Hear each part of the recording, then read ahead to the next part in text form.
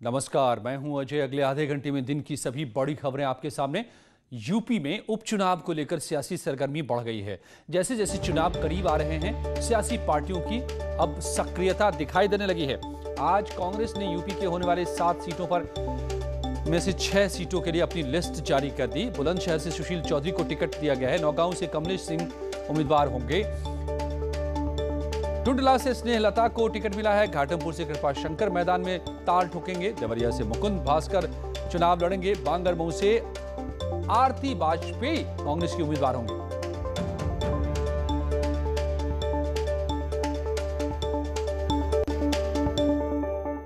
तो ये तो कांग्रेस की बात थी, मगर समझिए कि किस पार्टी ने अब तक कितने उम्मीदवार उतार दिए हैं और किसने अब तक अपने सियासी पत्ते नहीं खोले।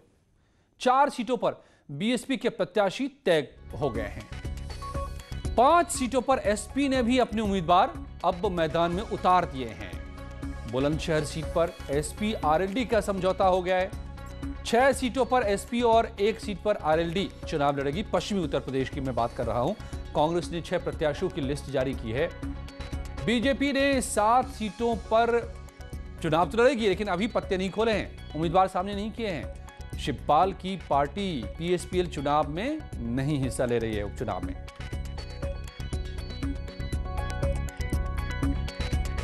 यूपी में विधानसभा की 8 में से 7 विधानसभा सीटों के लिए नामांकन आज से शुरू हो चुका है, मगर किसी सीट पर कोई आज नामांकन हुआ नहीं।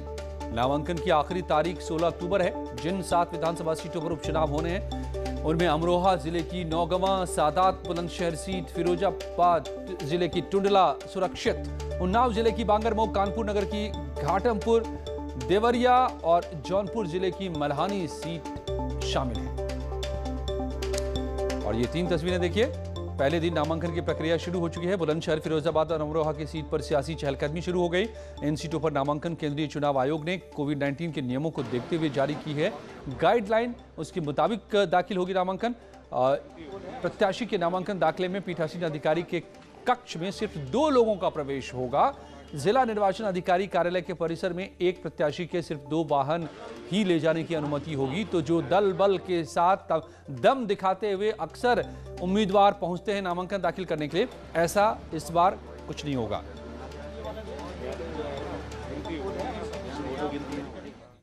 और सीएम योगी ने आज वीडियो कॉन्फ्रेंसिंग के जरिए जौनपुर के मल्हानी विधानसभा सीट पर बूथ कार्यकर्ताओं को संबोधित किया। कोविड-19 के खतरे से बचाव करते हुए हमें इस उपचुनाव में मल्हानी विधानसभा में भारतीय जनता पार्टी का झंडा उठाना है और भारतीय जनता पार्टी को विजयश्री दिलवानी है। जिन्हें प्रदेश और देश की समृद्धि अच्छी नहीं लगती, उन लोगों ने अनर्गल प्रलाप करने प्रारंभ कर दिए, साजिशें रचनी प्रारंभ कर दी। आप याद करिए, जब हम प्रवासी कामगार और श्रमिकों को भारत सरकार की मदद से सुरक्षित उनके घरों तक पहुंचा रहे थे, तब कुछ राजनीतिक दलों के लोग ऐसे भी थे जो षड्यंत्र करने में लगे थे। वहीं मायावती ने कांग्रेस और बीजेपी दोनों पर उनके वोटरों को गुमराह करने का आरोप लगाया। एंड कंपनी के लोग पूर्ण रूप से जातिवादी, पूंजीवादी व संकीर्ण मानसिकता के लोग हैं, जिनकी सोच, नीति व नियत हमारी पार्टी व हमारे इन वर्गों के लोगों के प्रति लगभग एक जैसी है, जिसके तहत ये सभी विरोधी पार्टियां अंदर अंदर एक होकर बीएसपी को केंद्र व राज्यों की सत्ता तक नहीं पहुंचने देना चाहती हैं। उत्तर प्रदेश व मध्य प्रदेश के उपचुनावों में अकेले लड़े ही बीएसपी का फिर जरूर अच्छा रिजल्ट आएगा। और उपचुनाव को लेकर के अब एसपी और आरएलडी की भी बात सुन लीजिए, क्या एजेंडा रहने वाला है। और जिस तरह से अपराध बढ़ा है, जिस तरह से उत्तर प्रदेश में बेरोजगारी बढ़ी है, महंगाई बढ़ी है, किसानों पे अत्याचार बढ़ा है, महिलाओं पे अत्याचार बढ़ा है, कोरोना काल से लोगों की परेशानियां बढ़ी है, आने वाले उपचुनाव में जनता इस बार कमल के फूल को मुरझा देगी और समाजवादी की 22 साल की रफ्तार।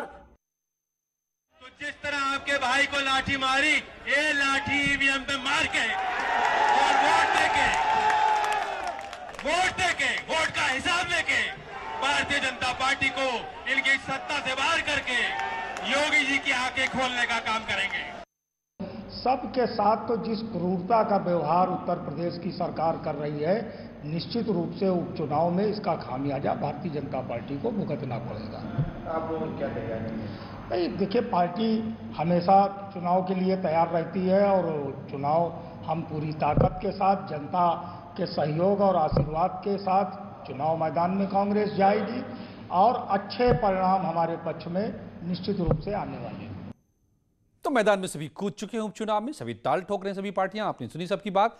पंचायत चुनाव को लेकर बीजेपी ने भी अपनी तैयारी तेज कर दी है। आज गोरखपुर क्षेत्र में पंचायत चुनाव में जीतने की रणनीति बनेगी। यहां पर बीजेपी पदाधिकारियों की बैठक बुलाई गई थी और उनसे वोटर लिस्ट अपडेट कराने के साथ नए वोटर बनवाने पर खास ध्यान देने का बाकायदा निर्देश दिया गया।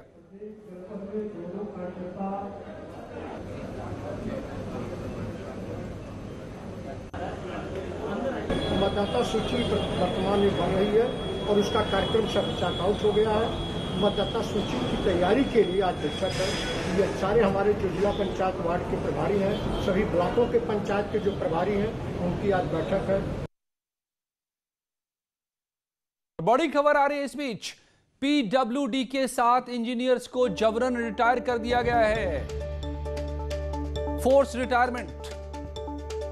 आजमगढ़ के राजेंद्र कुमार सोनवानी, मिर्जापुर के अभियंता देवपाल, विपिन चौरस पचौरिया, पवन कुमार, गिरजेश कुमार, राम केवल और मदन कुमार संतोषी, ये वो नाम हैं पीडब्ल्यूडी डिपार्टमेंट के इंजीनियर्स के जिनको जबरन रिटायर कर दिया गया है। राज्यपाल की अनुमति के साथ ही रिटायरमेंट इन्हें दे दिया गया।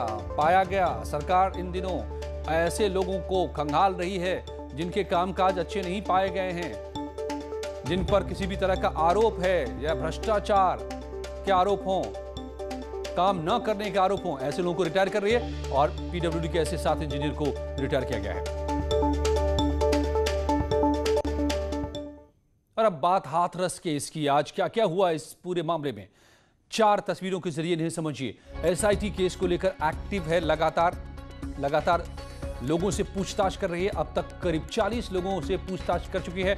आज की सबसे बड़ी खबर यह है कि इस केस में जो कुछ भी हुआ उसमें भीम आर्मी का लिंक निकल कर आ रहा है पीएफआई के साथ। हॉस्पिटल से गांव तक भीम आर्मी मौजूद थी। ये एसआईटी की पड़ताल में बात सामने आ रही है। एसआईटी भीम आर्मी पर शिकंजा भी कसने जा रही है। ईडी की भी टीम भीम आर्मी से पूछताछ कर सकती है। हाथरस पीड़ित का परिवार 12 अक्टूबर को हाईकोर्ट जाएगा। दरअसल 12 अक्टूबर को इलाहाबाद हाईकोर्ट की लखनऊ बेंच में सुनवाई होनी है। इस दौरान पीड़ित परिवार के 5 सदस्य भी कोर्ट में मौजूद रहेंगे। पीड़िता के परिवार ने खुद इस बारे में हाथरस प्रशासन से को लिखित रूप में जानकारी दी है। सीएम योगी हाथरस केस को लेकर विपक्ष पर हमलावर हुए हैं। सीएम ने कहा है कि कुछ लोग सामाजिक सौहार्द को बिगाड़ना चाहते हैं। माफिया पर हो रही कार्रवाई के लिए से कुछ लोगों को परेशानी हो रही है। और आपको बताते हैं 10 बड़ी बातें जो हाथरस केस से जुड़ी हुई हैं अब तक की। तो पीड़ित परिवार लखनऊ जाएगा, कड़ी सुरक्षा के साथ लखनऊ लाया जाएगा। पीड़ित परिवार को सुरक्षा मुहैया करेगी सरकार। 12 अक्टूबर को लखनऊ बेंच में सुनवाई होनी है और इसके लिए पीड़ित परिवार को लखनऊ कड़ी सुरक्षा के बीच ले जाया जाएगा। हाथरस केस में भीम आर्मी का लिंक पीएफआई के साथ मिला है। ये बड़ा खुलासा आज हुआ है। पीएफआई के साथ भीम आर्मी के तार जुड़े हुए हैं। एसआईटी अब भीम आर्मी के लोगों से भी पूछताछ कर सकती है। इस सबके बीच सुरक्षा का जायजा लेने खुद डीआईजी हाथरस पहुंचे। बुलगढ़ी गांव के लोगों से पूछताछ कर रही है एसआईटी की टीम। अब की गांव के लोग इस बारे में क्या क्या बता रहे हैं, ये भी खंगाल रही है एसआईटी की टीम। हाथरस केस में घटना का सीन भी रिक्रिएट आज नहीं हुआ। खबर थी कि रिक्रिएट किया जाएगा। मायावती ने दलित समाज से एकजुट होने की अपील कर एक बार फिर विपक्ष पर हमलावर रुख अख्तियार किया। और हाथरस कांड में जो बड़ा खुलासा हुआ है, एसआईटी को भीम आर्मी के का लिंक पीएफआई से मिले हैं। इस बारे में अब बड़ी पड़ताल हो सकती है। रिपोर्ट में यह सामने आया है कि भीम आर्मी के लोग पीड़िता के गांव से लेकर हॉस्पिटल तक फैले हुए थे। बड़ी खबर यह भी है कि फंडिंग के मामले को लेकर ईडी भी भीम आर्मी से पूछताछ कर सकती है। तो बड़े सवाल जो खड़े हो रहे हैं, जो खुलासे हो रहे हैं लगातार कि सैकड़ों करोड़ की फंडिंग हुई, पीएफआई के लोग यहां पर जुट रहे थे, दक्षिण भारत तक से लोग आए थे यहां पर पीएफआई के लोग अलग अलग किरदार में, चाहे वो संपादक बनकर। और अब भीम आर्मी जो बहुत ही मुस्तैदी से यहां पर मौजूद थी इस पूरी घटना को बड़ा बनाने में, उसके तार पीएफआई से जुड़ रहे हैं। तो क्या ये जो दंगा प्लान था उसमें हिस्सेदारी किस किस की थी, अब ये सवाल खड़े हो गए हैं। और अब पूरे मामले पर चाहे वो फंडिंग से लेकर और यहां इस मामले को उछालने तक में पूछताछ कर सकती है ईडी भी और एसआईटी भी भीम आर्मी के लोगों से। तो हाथरस पीड़ित का परिवार 12 अक्टूबर को हाई कोर्ट जाएगा। इसमें पीड़ित परिवार के 5 सदस्य जाएंगे। लखनऊ जाने से पहले पीड़ित परिवार ने एसडीएम और तहसीलदार से सहमति ली है। सरकार कड़ी सुरक्षा के बीच परिवार के सदस्यों को कोर्ट में लेकर जाएगी 12 अक्टूबर को सुनवाई के दौरान।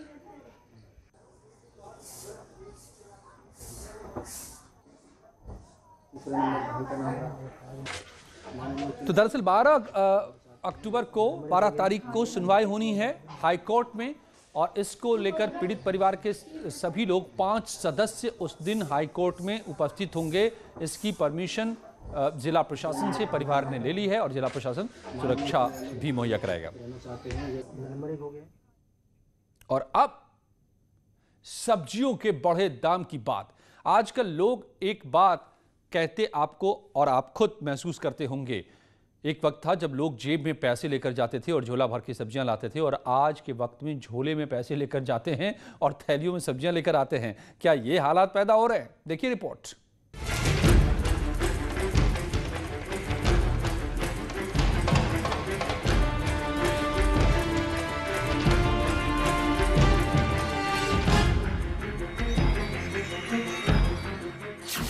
आलू, टमाटर, प्याज,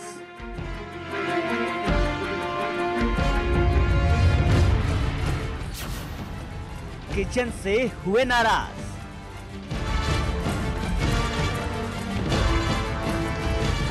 कोरोना में सब्जियों का रोना।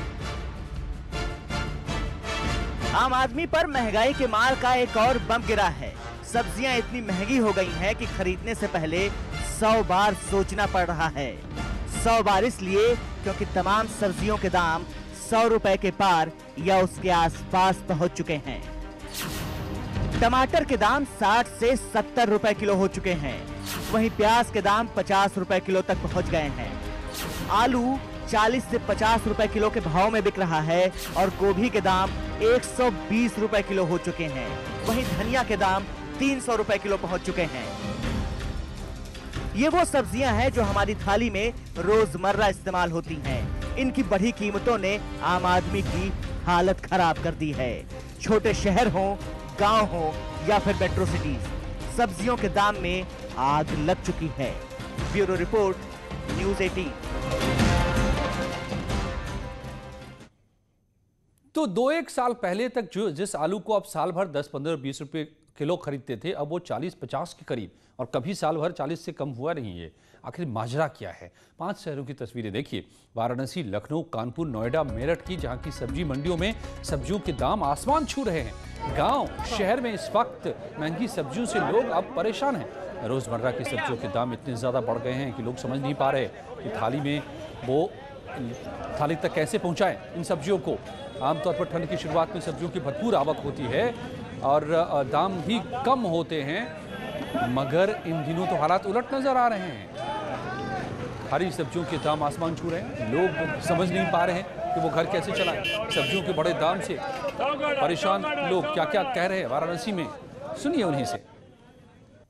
इसमें सब्जियों के दाम बहुत ही आसमान छू रहे हैं। एक मध्यम वर्गीय आदमी सब्जी तो खाने की सोच ही नहीं सकता है। अब देखिए, आलू की कीमत इस समय 40 रुपये है। जो नॉर्मल आदमी धनिया यूज करता है उस समय 500 रुपये है। सब्जी क्या होती है भैया, ये तो थाली से गायब हो चुकी है। आप देख सकते हैं कोई भी सब्जी आपके 50 रुपये के पार ही सब मिल रहा है, और हमको तो लगता है कि चटनी भी पीसने के लिए वांदे पड़ गए। तो सब्जियों के दाम आसमान पर, लोग परेशान। कुछ ही पलों में दिन की और बड़ी खबरें।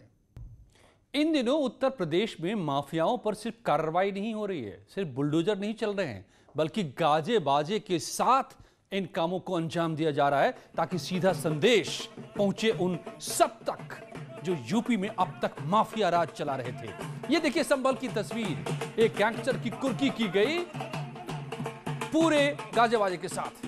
गैंगस्टर रईस उर्फ कर्रू की संपत्ति जब्त करने पुलिस बैंड बाजों के साथ पहुंची। रईस की 50 लाख की संपत्ति समेत कार को भी जब्त किया गया। असमोली थाने के गांव मंसूरपुर माफी में पुलिस ने यह कार्रवाई की और इसकी आवाज दूर दूर तक सुनी गई। और देखिए आज की 3 तस्वीरें गाजीपुर, लखीमपुर खीरी और औरैया की यह तस्वीरें हैं। गाजीपुर में ट्रैक्टर की चपेट में आने से एक मासूम की मौत हो गई। आक्रोशित भीड़ ने जमकर बवाल किया। हादसे में गुस्साए ग्रामीणों ने 2 ट्रैक्टर्स में भी आग लगा दी। लखीमपुर खीरी में पूर्व मंत्री और आर.ए. उस्मानी के आवास के पास ओवरलोडेड के चलते ट्रांसफार्मर में भीषण आग लग गई। ओवरलोडिंग के चलते, जिससे मौके पर अफरा तफरी मच गई। औरैया के अछलदा इटावा बॉर्डर पर एक कार में आग लगने से हड़कंप मच गया। आग लगने के बाद बैठे कार पर सवारों ने कूदकर जान बचाई।